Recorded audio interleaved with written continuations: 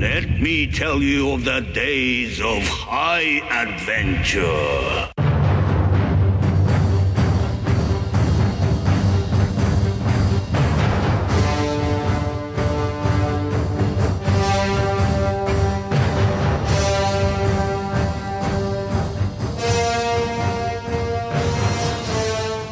Hello, I'm Kevin. And I'm Eric. And this is 6 Degrees of Schwarzenegger, the podcast where we take a long, hard look back at some of our favorite action movies from the era of Arnold. Schwarzenegger is the icon of the genre, and we're taking a deep dive into some of these 80s and 90s cult action movies and breaking them all the way down.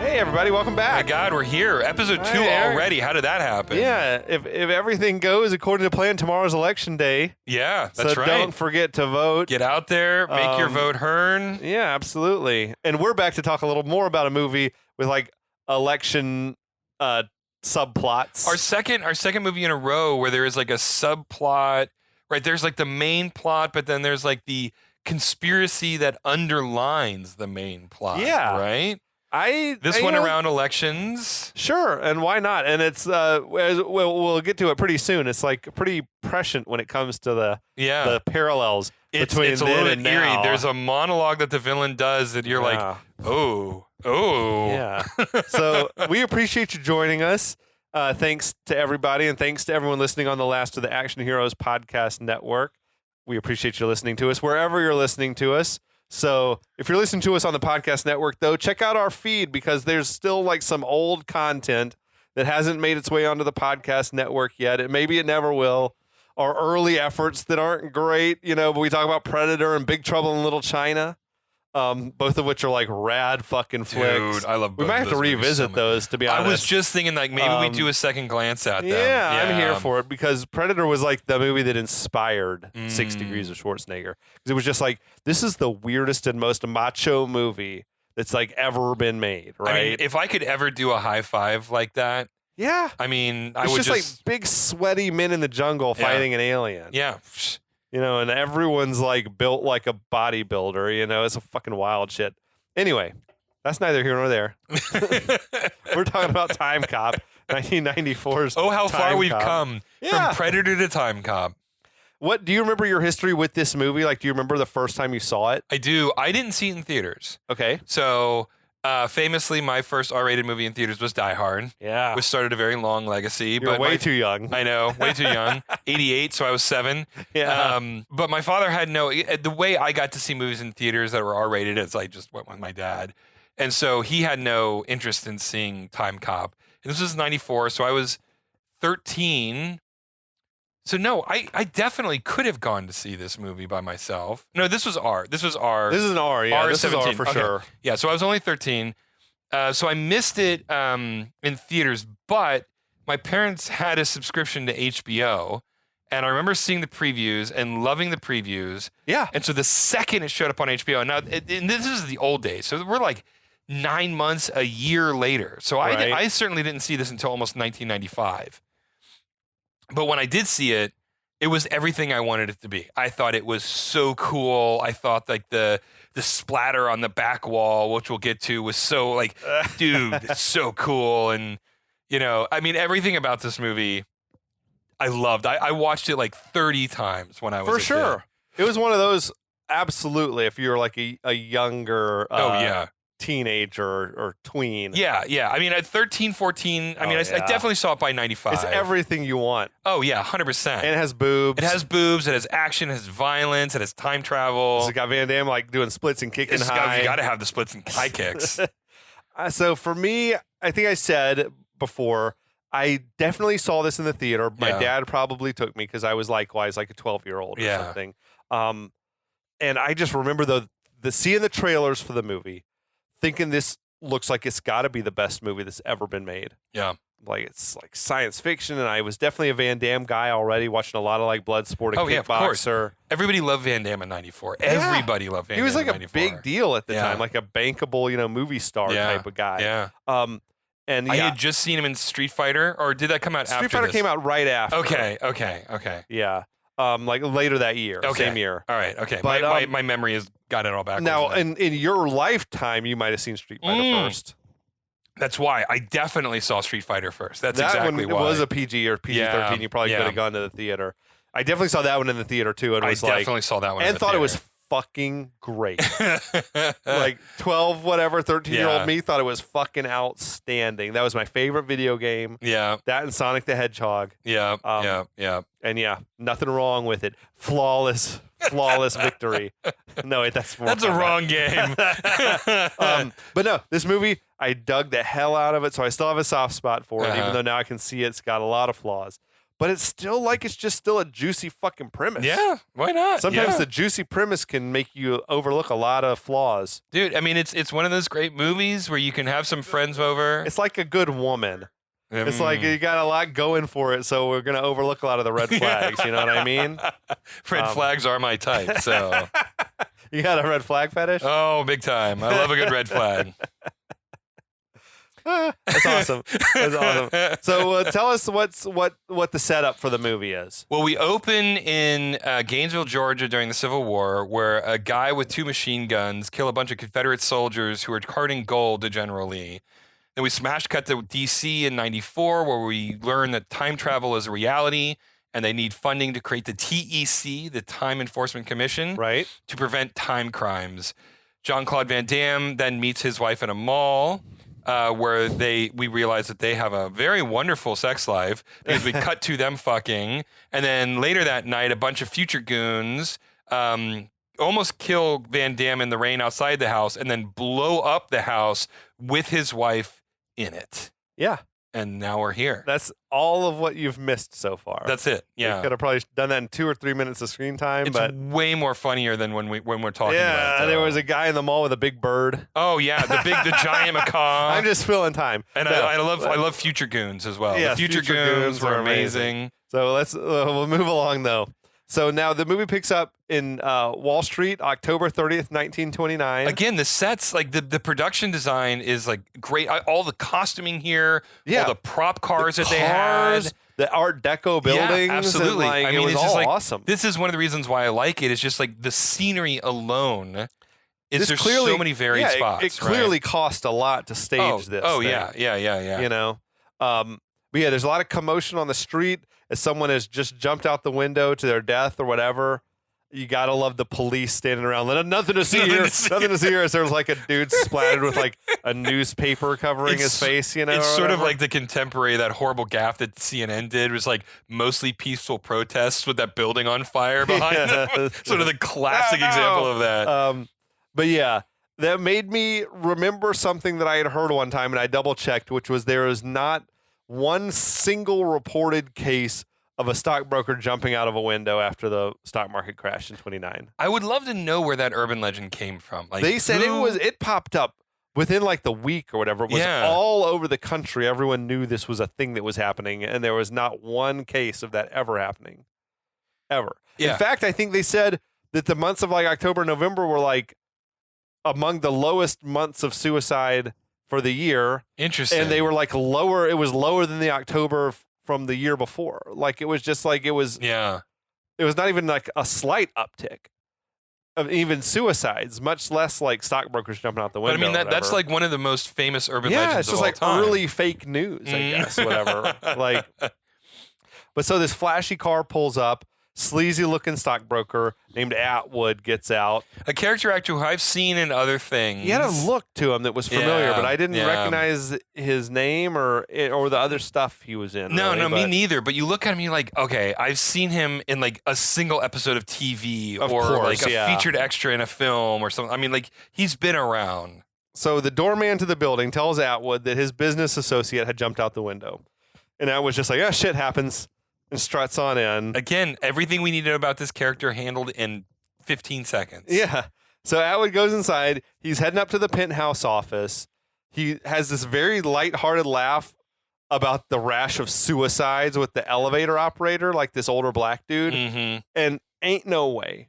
There's no chance that a black elevator operator is popping off like that in 1929 with a white guy in the he doesn't know like, this guy. The level of racism that this dude was probably dealing with my God. I was know. off the charts. Yeah. It's like he's not gonna make a joke about white people dying like with a white stockbroker right. in the thing, whatever. But it was a decent joke though. So now it's chaos in the office as Atwood rushes into his like big, huge corner office. The office was sick. Gorgeous. Just huge. Absolutely gorgeous. I wanted to move into that office. Yes, it was bigger than my house. It was enormous. Yes. So he opens up his briefcase and he pulls out the 1929 New York Times and then a modern day issue of USA Today. I do want to say, like, when he walks by the ticker, like the stock ticker, and it's just like piled and piled and piled. I thought it was just like a great production little value detail. Was great. Yeah, great little detail. Again, awesome. You could watch this movie on mute and it would be fun to watch just because of the attention to detail on the costuming and the production design and all of that stuff. I know I said that 1,000 times, but that's one of the reasons why I so like this movie so much. Yeah, no, it's good. And the to speak to that, like the level of detail, that old New York Times that he pulled out, like that was the real front page from that day. Yeah. I was like, they keep an archive of all that. I'm like, oh yeah, this was like the actual, like it wasn't one of these movie, made up headlines. Nope, they actually it was like the real shit, right? Yeah.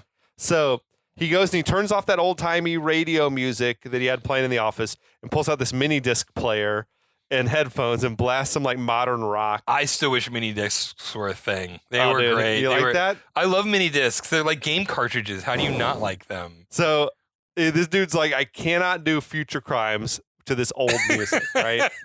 And the song he played was hot trash. It's a song called Sleaze Bucket Pull by a band called Fudge Factory Incorporated. Oh my God. And these lyrics said, hey, greasy granny, touch your toes, show your fanny, slip and slide, slip inside. Fucking what? Oh my God. Like, Atwood only listens to classics from 1993 about butt fucking grandmas. Apparently. Where have I not heard this song before? This seems fucking like awful. Grammy award winning song. I'll see if I can find it to include it on the episode of the podcast, like show notes or something. But so then Atwood, he starts comparing modern day stock prices to like 1929 crash stock prices. Yeah, we see like he was looking at the newspapers, whatever. He finds this stock that's going to explode in price, and he makes a call to buy another 100,000 shares of whatever the fuck.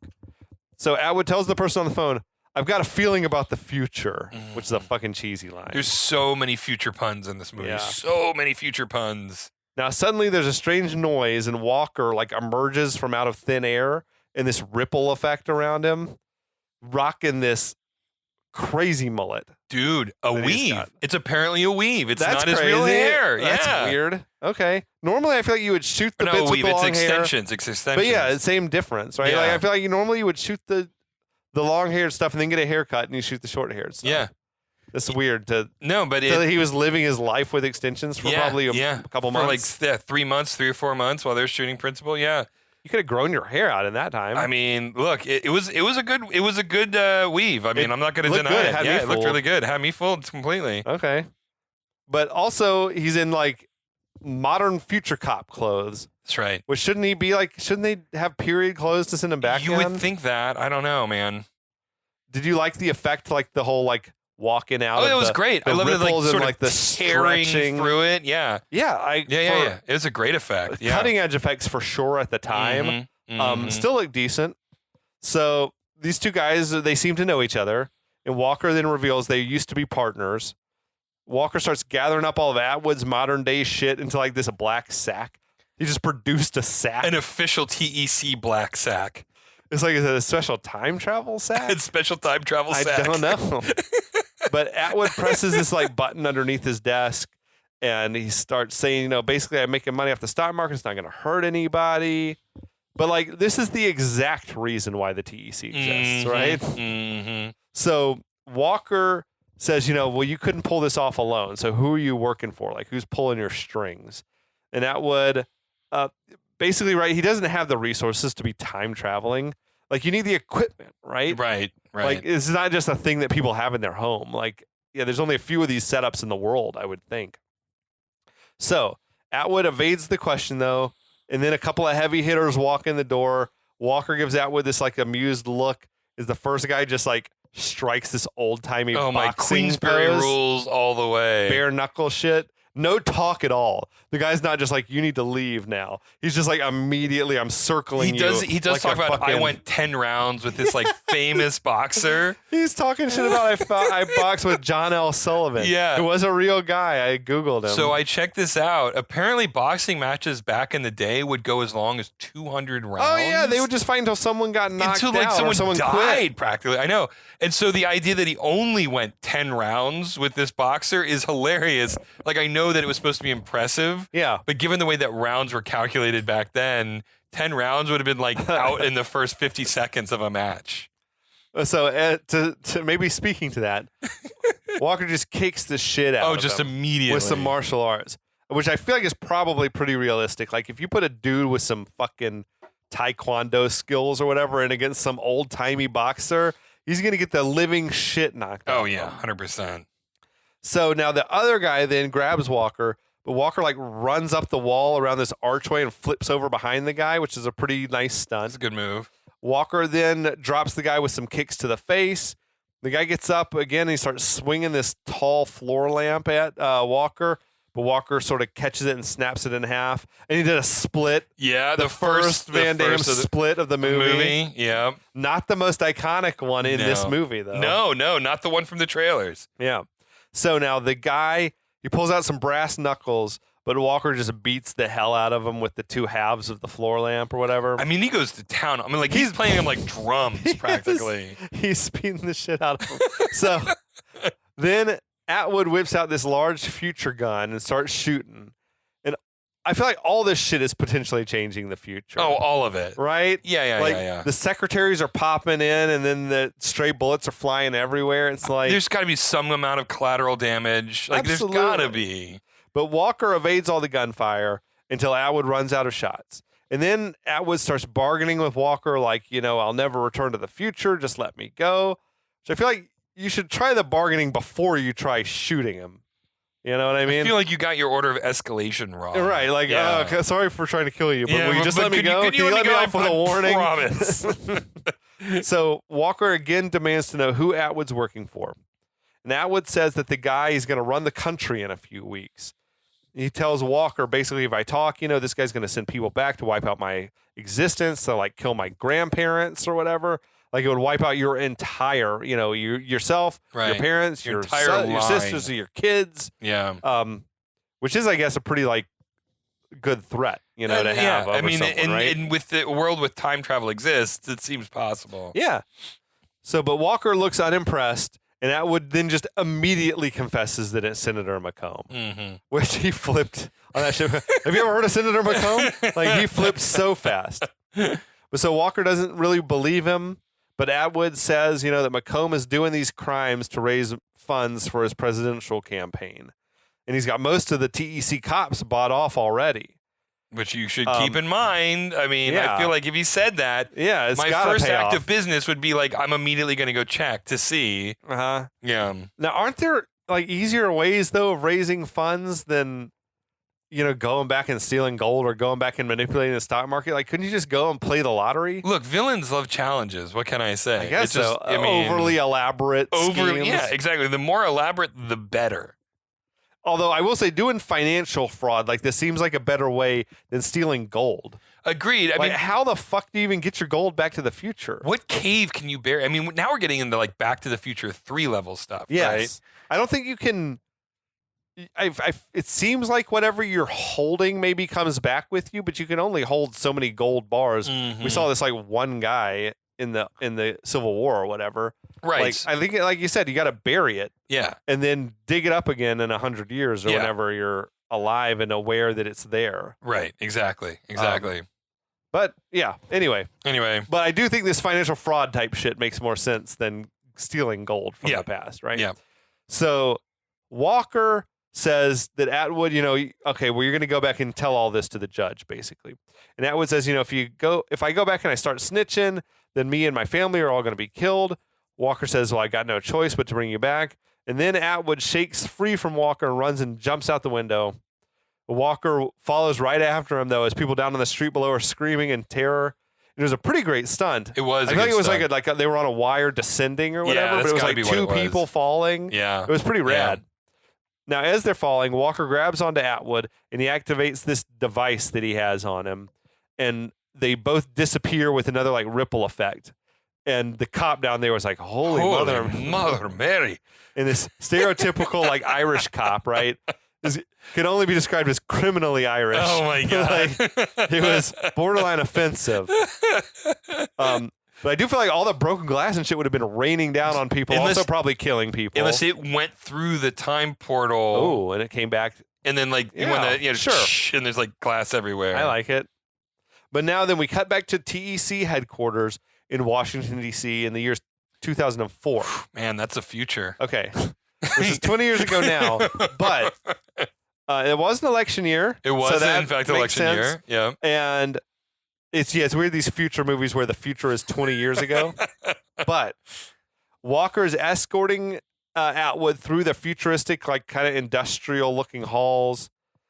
Didn't they leave a future gun laying behind in the office? Definitely was a future gun laying behind in the office. He is carrying the little sack, so I guess he had that with him still, but yeah. Maybe while he was rolling around and doing kung fu, maybe he picked up the future gun and put it in the sack while he was beating up other people and we just didn't see it. So fast you couldn't see it. Couldn't see it. That's just how fast it was invisible to the naked eye. JCVD is. So Walker is telling Atwood, basically, I'll do everything I can to protect you and your family if you testify. And he whisks Atwood before this like tribunal where the charges against him are read out.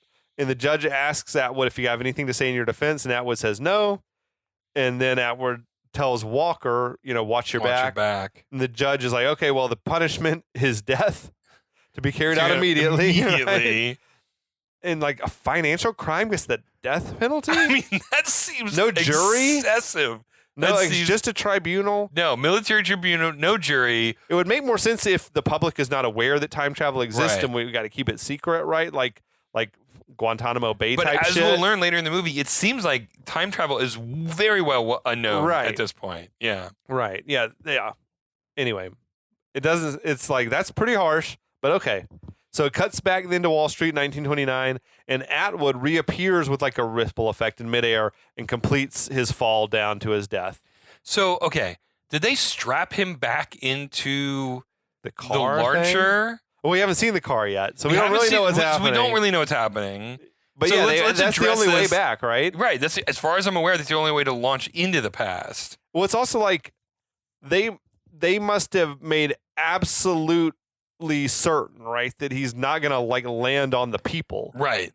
You know, like because there was a crowd down there on the sidewalk. Still. Yeah. Oh yeah. And if he just fallen right onto the crowd, kill a few people, it's like, well, now we got a whole other ripples. Yeah. No, like all of a sudden, like one of our presidents doesn't get born or something. I don't know. Crazy shit, right?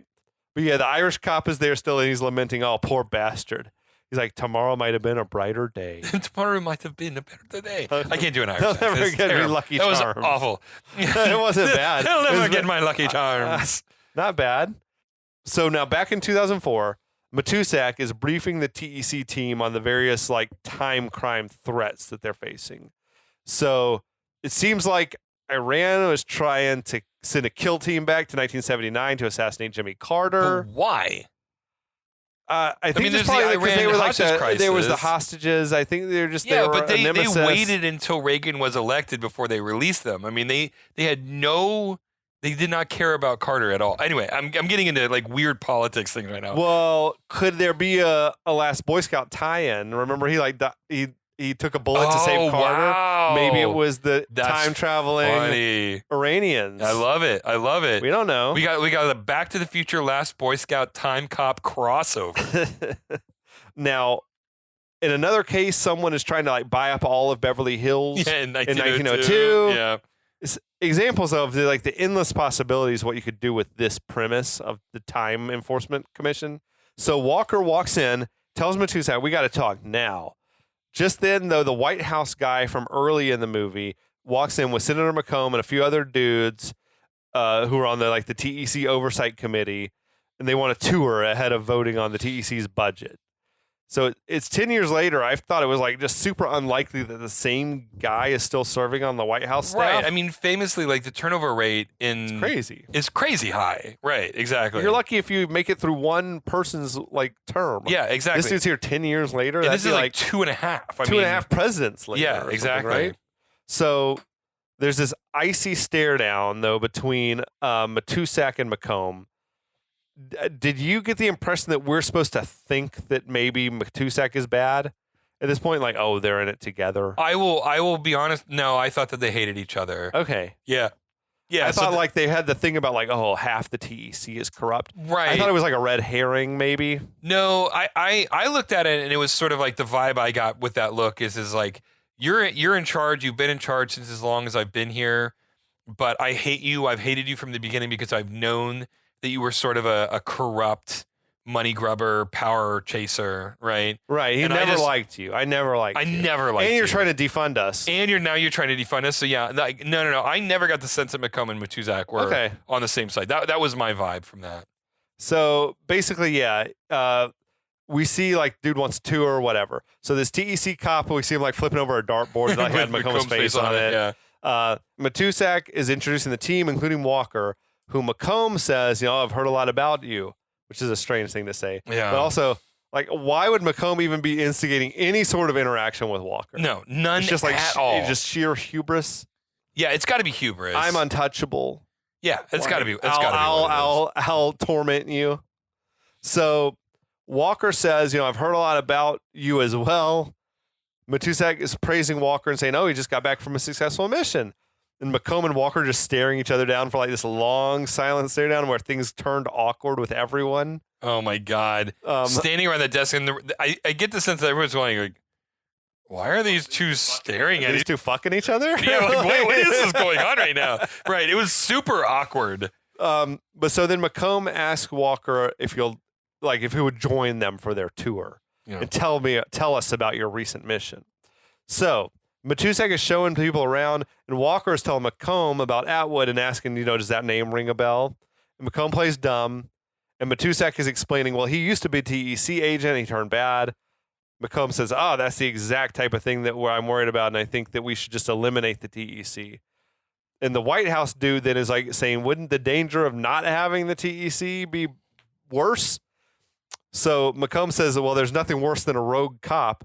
And Walker's like, yeah, except the guy who paid him off. Ooh. Or whatever. And it's just like they have this conversation where it's so clearly I know that you know and that I know that you know that I know. Oh yeah. It's just like the elephant in the room is so heavy.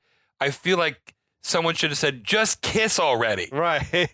Because Walker is like saying, the late Atwood, he was working for someone and I know who it is. And McComb was like, well, I hope you find out who it is. I hope you get him. And they're staring each other down. And it's just like, Hans Gruber and John McClane. This is not, this is like, right. It goes on and on. Like, each one wants to get the last word. It keeps trying to it's like Tom and Jerry where like each one keeps pulling a bigger gun over top of each other. And you just like, I feel like the others in the room would just be like, the fuck is going on with you two? What are these two doing? I know. Like, are they trying to fuck this? Is he fucking his wife or something? What's going on over here? That's my job. I'm already doing this one, says Matusak. But now, as the tour continues, we get some big exposition, right? It says the TEC's new tech is all running on microprocessors developed by McComb's former partner. But McComb apparently sold out his share of the company right before their patent was approved. Their big breakthrough. Yeah, he lost billions of dollars. Yeah. I feel like, God, obviously the easiest way to be making money for the campaign would be like to fucking do this thing. Like, but also, if it was me, I'd rather have all the money and not be the president. Yeah, agreed. I would much rather have the money and no power. Like, I'd just go buy fucking Tahiti or something and just be like, no trespassing. I'm going to live out the rest of my life out here. And then do what all of the billionaires do. They buy senators so that the senators are the ones who take the blame. You build a private sex island, buy off all the politicians. Exactly. That's way better. Tale as old as time. Way better. But so then we also learn that if a person were to go back in time and come into physical contact with themselves in the past, it would create some sort of a paradox that could destroy the universe or Yeah. whatever. It's the Back to the Future shit. Yeah, total Back to the Future. Matusak says this has never happened, though, so I guess it's all just like theory. Theoretical? Yeah. I mean, Yeah. black holes are theoretical, but Sure. we believe they exist. So McComb argues, see, it'd be much safer and cheaper to just disband the TEC and focus on preventing time travel altogether rather than trying to police it, which is, of course, actually the best idea. Well, yeah. Like, Immediately, it's just- yeah. But I guess now that Pandora's box is opened, it's hard to say, like, it'd be like now saying, let's just everyone get rid of all your nuclear weapons and no one build any nuclear Exactly. weapons. Yeah. Someone's going to do it. Right. Right. Anyway, But I don't think, what is it? Hope was at the bottom of Pandora's box. I don't know. I don't think there was. I don't think there's any hope on this one. I just feel like, the technology is just so dangerous. Yeah. It's like, whatever. But McComb says, okay, well, I got to go. But everyone else, you guys should vote against continuing to fund the TEC. So on his way out the door, McComb says that he hopes Walker gets his man. And Walker's like, I never quit. Another long stare down. They like really overdid the shit. Yeah. I feel like other people in the room would be like, okay, well, so McComb, McComb, you're clearly a guys, bad guy. could we like just open, like, could we just like fucking have a conversation about this right now? Like, this is ridiculous. So now, as McComb, though, is getting into his limousine to leave, he's got his political crony Oh there, my God. who's breaking down all the latest presidential polling shit. And the vehicle they're in is a fucking Cybertruck. Dude, it is a straight up Cybertruck. It is fucking bonkers. It's not silver, right? It's not a steel color, but it is The like shape, the silhouette. It's this 100% Cybertruck. And also, we know, like, it's new news. Like, Elon Musk is getting sued by people for stealing, like, designs from sci-fi From movies. fucking iRobot. His robot design is being sued. Yeah. And, like, I feel like one of his future cars that he, like, unveiled, like, looks just like I something hadn't from heard some of that. other. Oh, that's so funny. Anyway, but yeah, it's basically like, it's a Cybertruck. So his crony is telling him, you're doing well in the suburbs, but bad in the cities. You're polling great with the pro-life, pro-death penalty voters. Oh my God. He says, you're doing well with the close our borders anti-immigration faction. Like, fucking, that sounds familiar. Yeah. So, as we said, election day is tomorrow. Don't forget to vote. Please vote, everybody. It's important. The crony is like, the bad news is you don't have the campaign funds needed to buy the election. And the crony says, even if we pull another time crime, it wouldn't be enough. McComb, though, slams dude's head against the car window, bloodying his nose. Dude did it with one hand because he's just fucking housing a bowl of like fucking corn pistachios nuts or I don't know what they cashews, whatever it is. Yeah. McComb's like, you win an election with TV. You don't need media. You don't need endorsements. You don't even need the truth. You just need money. It's like, well, that's prescient. I mean, so he asks, how much money do I need to buy the TV time that I need to win? And the dude tells him $50 million. God, which seems adorable. What an adorable amount of money. That's like literally, though, it's one modest lottery jackpot. Right. Like, that's like we don't have time to generate this type of money. Well, this is Dr. Evil level money for a presidential election, right? Especially then, in 2004. I mean, I don't know. So McComb says, well, that's Walker's cost me that much by busting the Atwood guy. Then McComb says, okay, we're going to have to send a message to Walker that he won't forget. And there's another goon in the car that's just grinning in approval. This is a goon who's just happy as hell to be living out his childhood dream of being a goon. Mm-hmm. He's like, I want to find an evil rich man and latch onto him and carry out his dirty work. What movie did he see in his youth where he's just like, that goon? That's the goon That's I want to be when I grow up. This dude has just a big shit-eating grin. Like, I love this plan. I love this guy because it feels like he has clearly defined life goals and he achieved He's living his dream. He's living his dream, and I appreciate that. But back at the TEC headquarters, Walker is staring at like this headshot of McComb, just staring him down. Okay. Like, and Matusak approaches, says, "What did you want to talk about earlier?" Which earlier, Walker's kicking down the door to tell Matusak about this, and now he's just like, it has not been a priority for him, I guess. Nope. You just wanted to look at the beautiful picture of Ron Silver. The headshot. Yeah, what a headshot. So Walker asks Matusek, what do you know about Macomb? And Matusek says, oh, he's a ruthless political scumbag type dude. He's very interested in you, though. And Walker says, the Atwood guy, he named Macomb basically as the mastermind behind his time crime. Matusek is incredulous about this, wants to know why Atwood didn't testify. Walker relays what Atwood had said, that Macomb was going to wipe out his whole family, and that so much of the TEC is corrupt already. Again, so this is the second time we've mentioned this. The TEC being bought off. But then like he's totally caught flat-footed later on. And I'm just saying, like, it's ridiculous. No, you're right. He should. I mean, I think we get the impression he does suspect Matusek, right? Yeah, he does. Matusek keeps repeatedly saying, like, well, I'm not in Macomb's pocket. And then he gets offended that Walker doesn't seem convinced by this, right? I do feel like, though, if he really thought Matusek was in on this, he wouldn't be telling him this. No, either, not at right? all. If he had real suspicions, right? But I mean, okay. But in defense of the movie, because we do this all the time. Oh yeah, we have to. When I'm in a similar situation, I want to believe that my friend. Sure. And so I ask them over and over again because I want them to confirm what I already want to believe. Me. Yeah. And so I think that that's what's going on. Like, he doesn't actually believe that Matusek is in the pocket of Macomb. Okay. He needs that reassurance because they're best friends. Right. Yeah. So I think that that's a reasonable interpretation of that. Sure. Moment. I'm here for that. I buy that. So Walker then says, Macomb basically wants to shut down the TEC so he can continue to commit time crimes with impunity. So is he using the terrorist technology from '94 then? They'll tell us where his equipment came from. I don't remember. Later. Okay. Yeah, we'll get there. It does make sense. Okay. But so. Oh yeah, I do remember now. I'm sorry. Yeah. No worries. So Walker says, I'm going to take down Macomb, but Matusek is like, well, with the election looming, we can't bring Macomb in front of the TEC tribunal unless we have just this ironclad proof. There was right? no proof when they killed Atwood. No, except I have theories about this too. Okay. That we'll talk about. But I think if you go to the past and you bring back someone else who's from the present with you, then obviously they were in the past. Okay, that's pretty definitive. I guess that's proof. Maybe it's the very act of time traveling is punishable by death. Okay. Maybe. They don't ever say that. I believe that. We can talk about it more later on. Again, I accept that. I love it. That's great. Yeah. That, I guess, is irrefutable proof. Unauthorized time travel, instant death penalty. Yeah. Love it. And the dude, declined to present any sort of defense. So, right? boom. In the face of no defense, the judgment is clear and the punishment is clear.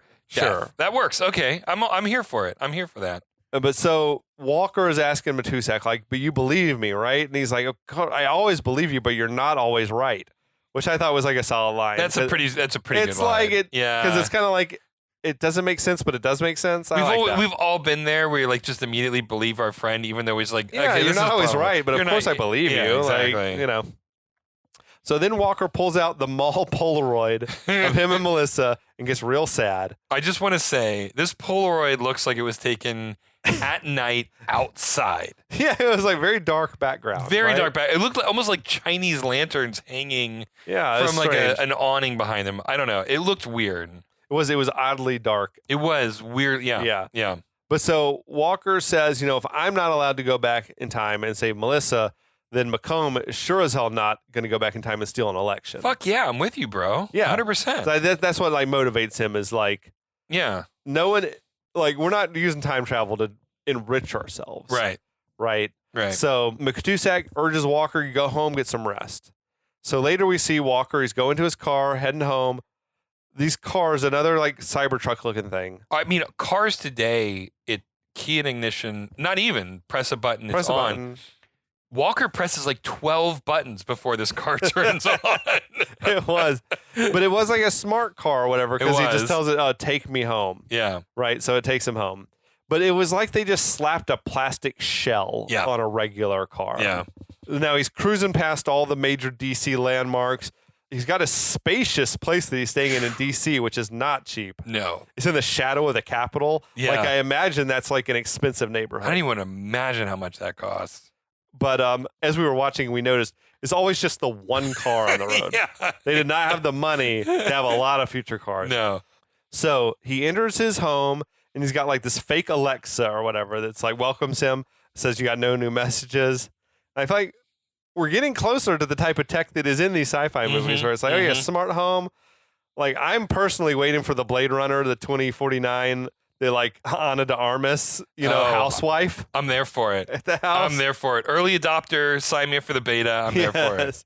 So Walker tells his faux Alexa, to play video, and it cranks up these home movies of Melissa trying to like struggling to build a birdhouse on his TV. And this, when I was watching, I was like, wait, didn't the same shit happen in Minority Report? 100%. Yeah. And it absolutely did. I had to rewatch. But yeah, I used to watch the old video of like himself and his son. And then you even pointed out he even says his own lines. He's repeating his lines. I mean, it is a one for like one. The tormented guy who's got these demons, but he can't change the past or whatever. The only difference was Tom Cruise didn't do the tropiness where the broken man grows his hair long. He saw short hair in Minority Report. Change his look. He let himself go. I will say though that at the end of this video, but Tom Cruise was a drug addict. He was a drug addict. Drugs. That is true. That he was a drug addict. So that's something. But at the end of this video, the video ends with them fucking.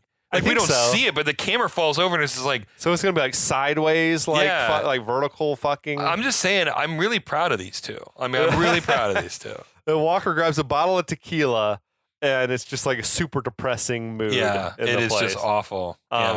So he's going to drink his troubles away, as we always do. And I think we can leave it there. I think that's a good stop. It's a good because business is about to pick up. And the movie fades to black in that moment. So he blacked out. Essentially, But yeah.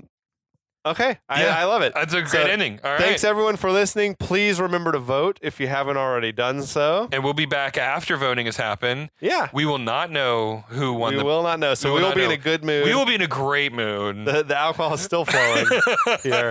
And it will definitely be flowing after the election, probably. Absolutely. One way or the other. One way or the other. Okay. Well, thanks for listening. We'll be back.